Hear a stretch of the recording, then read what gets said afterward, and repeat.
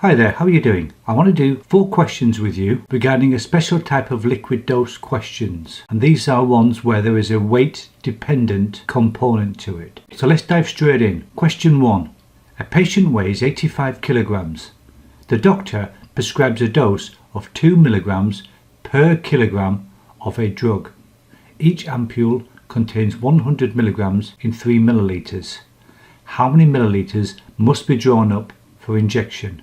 Now, as it's a liquid dose question, I want to remind you of the formula that we use, which is what you want over what you've got times what it's in, where what you want means what you give the patient, what you've got means what have you got in stock, and what it's in means what is the stock volume. So I sometimes instead use this version of the formula, which simply reminds me that I'm looking for the patient number first. I'm applying the old adage, the patient comes first. So I use patient over stock times volume.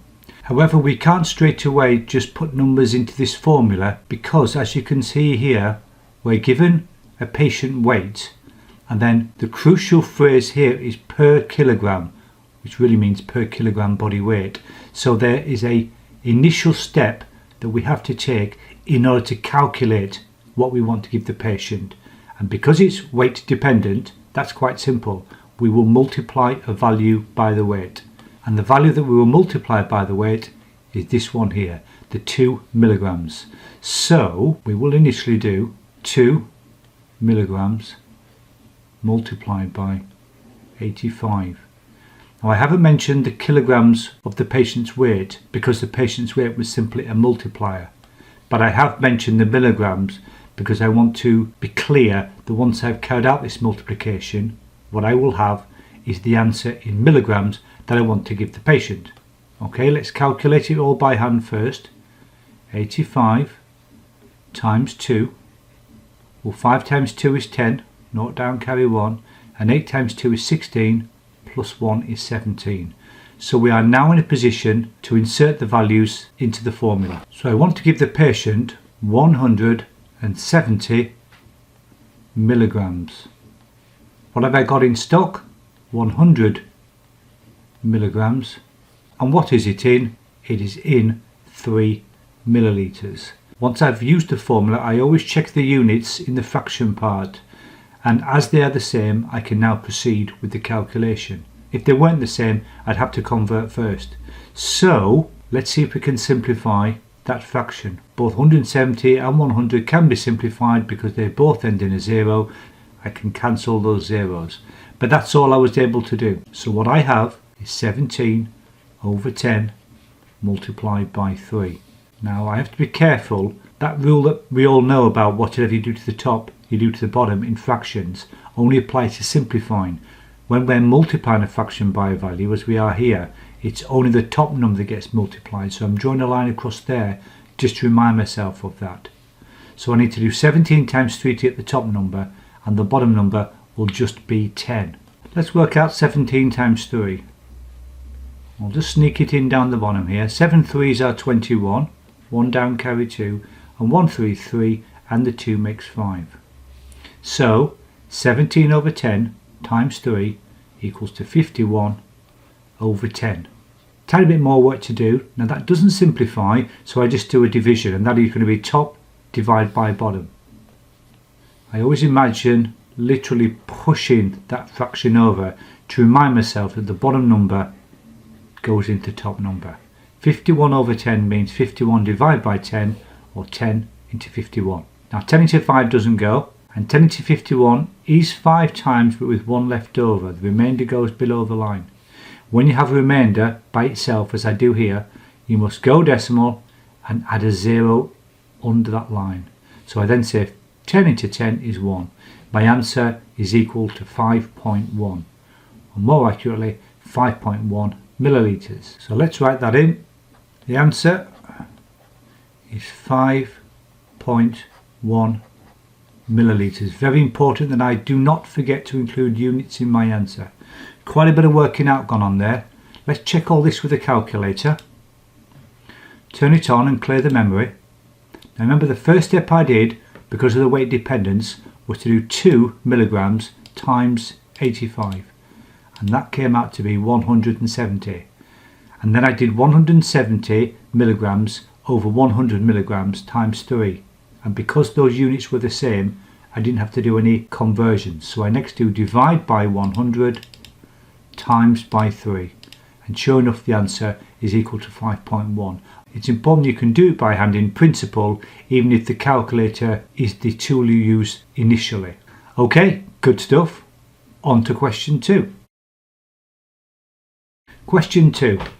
A patient weighs 75 kilograms. The doctor prescribes a dose of 4 milligrams per kilogram of a drug. Each ampule contains 150 milligrams in 1.5 milliliters. How many milliliters must be drawn up for injection?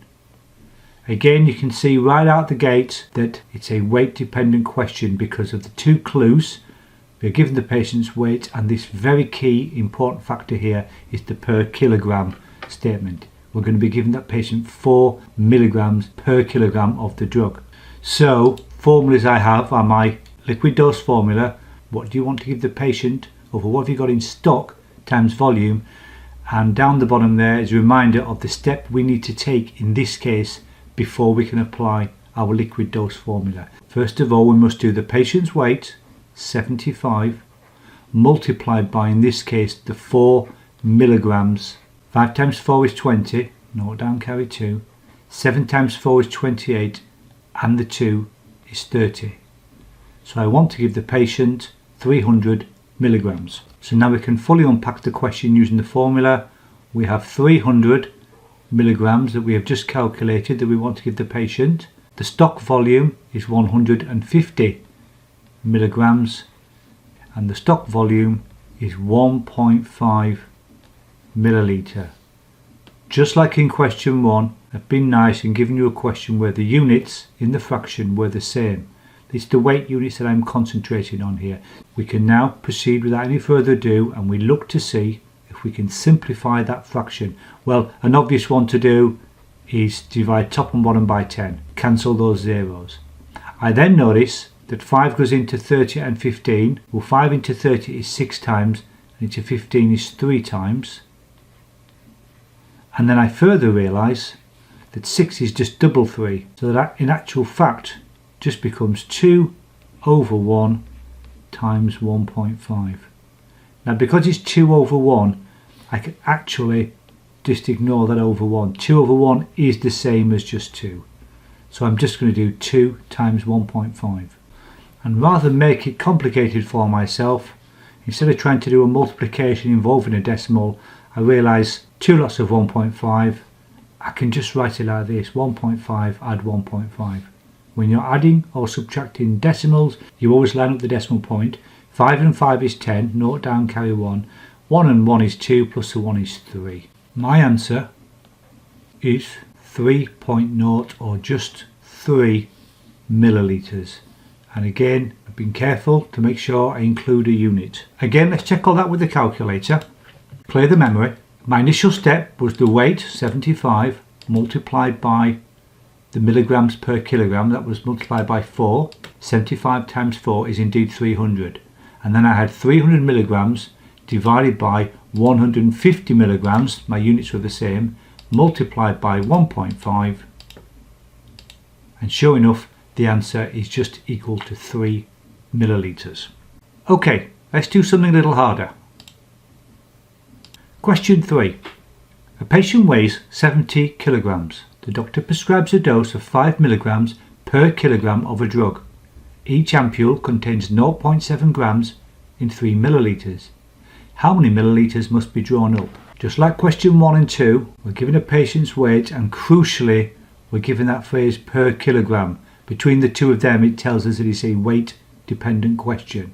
But now there's something else taking place as well, and that is the units we're going to give the patient is in milligrams, but the units that we have in stock is grams, so we're going to have to keep a close eye on that. So my two key formula are what you want over what you've got times what it's in, or patient over stock times volume, but the pre-step we must do is multiply by the weight. Let's do that first, step at a time, take it nice and easy. Now the patient weighs 70 kilograms, 70 by 5 milligrams, 70 times 5. Well, this is easy. 0 times 5 is 0, and 7 times 5 is 35. I'm careful not to try and jump ahead of myself. Let's now unpack the formula using the information we now have. We want to give the patient 350 milligrams. In stock we have 0.7 grams and it's in 3 millilitres. Now you knew this was going to happen. When I now check my units in the fraction, they are not the same. We are going to have to convert one of them in order to make them the same. Now remember how to convert weight. I like to use this idea of the staircase. And if I'm going to convert, say, the 0.7 grams to milligrams, or 0.7 grams to milligrams, to make them both milligrams, well, grams to milligrams is going downstairs, and I'm going to have to move the decimal 3 places to the right. Well, that dot needs moving 1, 2, 3 places to the right. So there is room for 1, 2 extra zeros. I've just snuck it in there. You can hopefully see that that becomes 700 milligrams. We can rewrite our formula as 350 milligrams over 700 milligrams times 3 mil. Now my units top and bottom are the same. They should be, because I did a conversion to make that the case, and therefore I can look to see if I can simplify. Well, they both end in 0, so let's divide by 10 straight away. 5 goes into both 35 and 70. Let me write over here 35 over 70 times 3. Well, 5 goes into 35 7 times, and 5 into 70, 5 into 7 goes 1, remainder 2, and 5 into 20 is 4. I've got 7 over 14, and you might recognise, in fact, that is 1 over 2, because 14 is just double 7. So my 35 over 70 times 3 becomes 1 over 2 times 3. Must be careful only to multiply the top numbers. Well, 1 times 3 is 3 and 2 on the bottom. I'm running out of space here, so let's create some space up here. 3 over 2 means 2 into 3. 2 into 3 goes 1, remainder 1. I have remainder by itself, so go decimal, add a 0, and 2 into 10 is 5. My answer is 1.5 millilitres. And again, I make sure I have those units in. Well, that was starting to look a little bit messy because there was that extra step of conversion to do. Let's check all of this with a calculator. Clear the memory. First step I did, as usual, was multiply the patient's weight, 70, by the weight dependent dosage, 70 times 5 milligrams. And that came out to be, sure enough, 350 milligrams. But then when I unpacked the question using the formula, I realised I had milligrams on top and grams on the bottom, and I decided to convert 0.7 grams into milligrams. And going downstairs is times 1,000, so 0.7 times 1,000, sure enough, equals 700. So now we can simply do 350 divide 700 times 3. The calculator definitely takes the strain here, and my final answer is 1.5 millilitres. Well, that was quite tough. Let's do one more tricky one just so you can have a little bit more experience. Last question, question 4. Patient weighs 80 kilograms. The doctor prescribes a dose of 3 milligrams per kilogram of a drug. Each ampule contains 0.6 grams in 3 millilitres. How many millilitres must be drawn up for injection? Well, again, we've been given the patient's weight and crucially that phrase per kilogram. So two things will spring to mind. One is that this is a weight dependent liquid dose, so I'll be using the patient over stock times volume. But first step, as usual, is to multiply that weight, in this case is 80, multiplied by 3 milligrams. 0 times 3 is 0. 8 times 3 is 24. Unpack the question now with all the information I have. I want to give the patient 240 milligrams. In stock I have got 0.6 grams. The stock volume is 3 millilitres. You can see at a glance that the units in my fraction are not the same, and I am tempted to change this bottom one because it looks the more awkward. So to remind myself, I want to go from grams to milligrams. I need to move that decimal point 3 places to the right. I'll just sneak it down here, 0.6, move that decimal 1, 2, 3 places to the right. You can see there's room for 2 zeros, 1, 2. Don't put them on the corners, think of them as eggs in an egg box. There's room for 2 eggs to be slotted in there. So 0.6 grams becomes 600 milligrams. Continue the calculation. We now have our tidied up formula is 240 milligrams over 600 milligrams times 3 milliliters. As planned, the units in the fraction are now the same, so I can now look to simplify that fraction. I'm getting used to crossing out these zeros, but I can only do it if there's a 0 top and bottom. I've divided by 10, and 24 and 60, they're both even numbers, so I can halve them to become 12 over 30. Don't forget the times 3. And sure enough, I can halve them again. Half of 12 is 6, and half of 30 is 15. And in actual fact, I can do one more time, because 3 goes into that 6 and the 15. 3 goes into 6 twice, and into 15 5 times. So I've simplified my 240 over 600 times 3 right down to 2/5 times 3. When I multiply that out, I must take care to only multiply the top numbers. Now 2 times 3 is 6, that goes on top, and a 5 goes on the bottom. To do that final division, let me make a bit of space up here. I had 6 over 5, and visually I always think of just pushing the thing over so I know which way it goes. I will therefore be doing 5 into 6. Well, 5 goes into 6 once with 1 left over, and having a remainder by itself means I go decimal and I add a naught below the line, and 5 into 10 is just 2.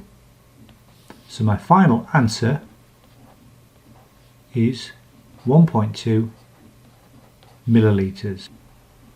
Last check with a calculator, clear the memory. The first step I did was the patient's weight, 80, multiplied by 3 milligrams, gave me 240 milligrams. I then realised that the units of weight did not match in the unpacked formula, so I decided to convert 0.6 grams into milligrams.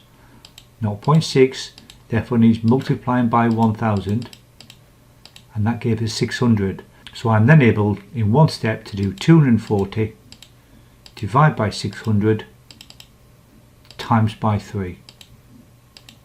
And sure enough, my answer equals 1.2 milliliters. These weight dependent liquid doses, which I sometimes call disguised liquid dose questions, look tricky, but you have to remember the clear steps. The first step is always the patient's weight multiplied by the weight dependent dosage. Then you unpack the question using the formula, what do you want over what you've got times what it's in, or as I call it, patient over stock times volume. And so at that point you look at these units of weight in the fraction. If they are the same, you can proceed with your simplifying and multiplying and dividing. If not, you must convert one of them, and only one, to make them both the same. I tend to go for the most awkward looking one, but it actually doesn't matter which one you do, so long as you do your conversions correctly. Once that's done, next step, simplify the fraction, multiply by the number, taking care to only times by the top number, and then the final step is to knock that fraction over, and it's always bottom on the outside, so it'll be the bottom number into the top number. Don't forget the units of your answer, milliliters. Well, I hope that was of some help for you. I think this was a more challenging series of questions, but certainly these are the kind of questions that you do get in the third year nursing examination paper prior to qualification. So it's unsurprising that they're getting pretty tough now. But of course, very often in the examination you are given a calculator. But I would urge you to become familiar with how to do it without a calculator, so that you're not caught out by values put into a calculator wrong. Thanks for watching.